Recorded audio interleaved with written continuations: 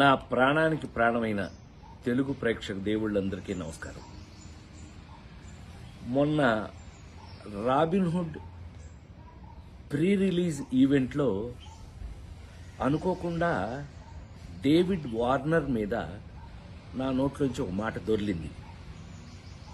అది కేవలం ఉద్దేశపూర్వకంగా చేసింది కాదు. అసలు నా ఉద్దేశం, నా గురించి మీకు తెలియదేముంది.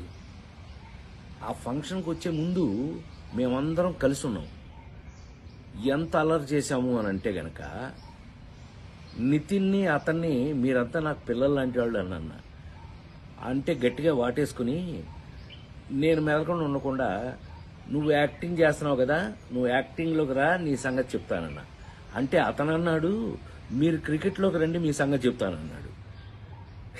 ఇలా మ్యాక్సిమం అల్లరి చేసాము. అల్లరి చేసి ఆ ఫంక్షన్కి వచ్చాము. ఏది ఏమైనా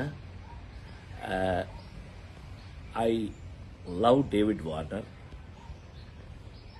I love his cricket.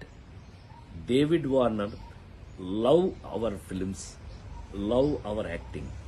So మేము, నాకు తెలిసి ఒకళ్ళకి ఒకళ్ళు బాగా క్లోజ్ అయిపోయాం.